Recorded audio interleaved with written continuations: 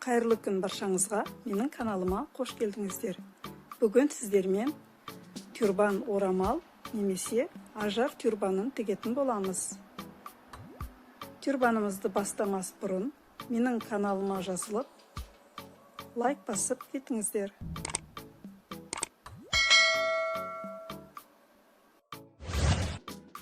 Бізге қажет материалдар өлшемі видеода көрсетілген. Біздің тюрбанымыз екі бөліктен тұрады, астыңғы және үстіңгі. Екі бөлшегіміздің өлшемдері бірдей болғандықтан 60 сантиметр матамызды қабаттап алып, ортасынан бүктеп, 4 қабаттап бірден кесетін боламыз.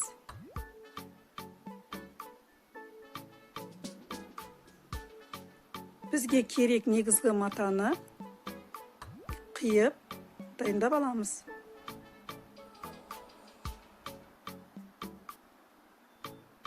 Енді тюрбанымыздың негізгі өлшемдерін жазамыз. Бізге биіктігі 28 сантиметр, ені 48 сантиметр болатын екі бөлшек керек. Видеода көрсетілгенде екі жанынан 14 сантиметр жоғары нүкте қойып, көз өлшемімен осындай доғал сызып аламыз. Бұл біздің тюрбанымыздың үстіңгі бөлігінің доғал жері болады.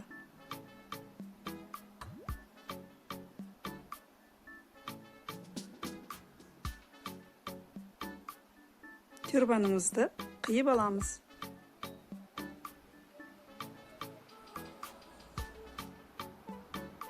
Міне бізде екі бөлшек. Бірден ортасын белгілеп кету керек. Бұл енді бізде астыңғы бөлшегі болады. Бізге керек резинканың енін өлшеп аламыз да, осындай түзу сызық жүргізіп аламыз. Менің қолданған резинкамның ені 1,5 сантиметр, ұзындығы 12 сантиметр. Сызып алған сызығымыздан түзу тігіс жүргіземіз.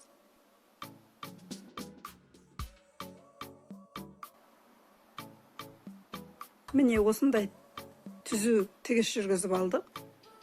Түйреуіштің көмегімен резинкамызды осы жүргізген тігістің ортасынан өткізіп аламыз.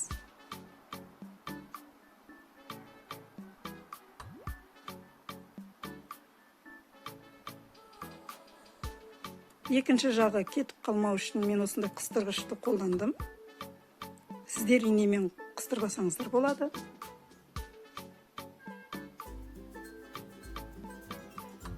Міне осылай өткізіп аламыз. Және екі жағынан тігіс жүргізіп, резинкамызды бекітіп қоямыз.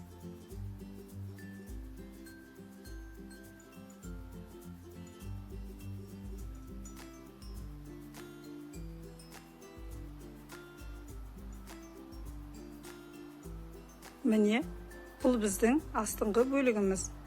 Резинканы қолмен осылай біркелкі қылып реттеп аламыз. Енді үстіңгі бөлікке астыңғы бөліктің оң бетін бір-біріне қаратып қойып аламыз да, видеода көрсетілгендей екі ұшын инемен түйреп қадап алып, тігіс жүргізетін боламыз. Үстіңгі бет пен астыңғы бетті бір-біріне қосамыз.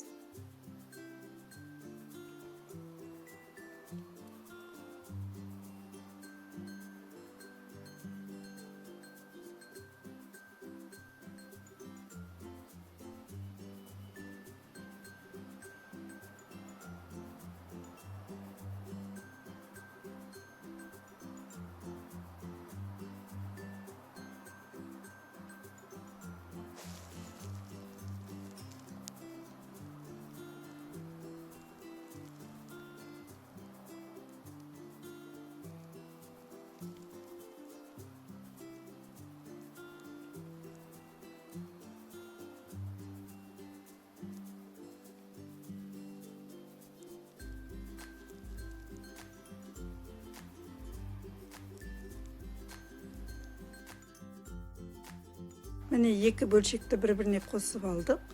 Ендігі кезекте осы жүргізген тігісімізді оверлокпен өңдеп аламыз. Немесе зигзагпен де өңдесеңіздер болады.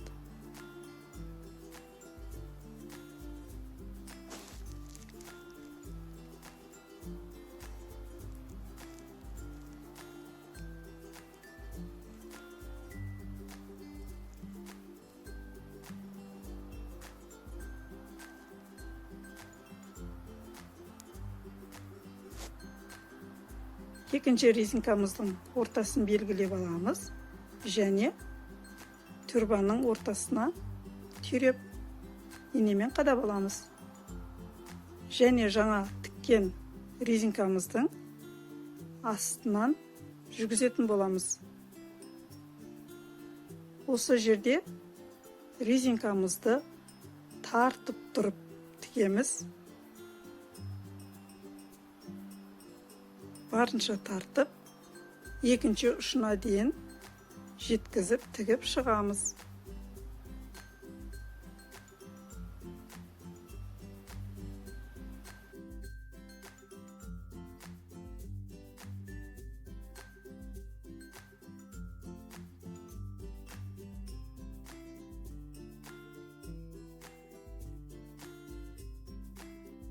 Міне резинканы да тігіп алдық. Енді тюрбанымыздың ұшын оверлоктың тігісін іштеріне көрсетпей қайтарып, осы жерден тігіс жүргізіп аламыз.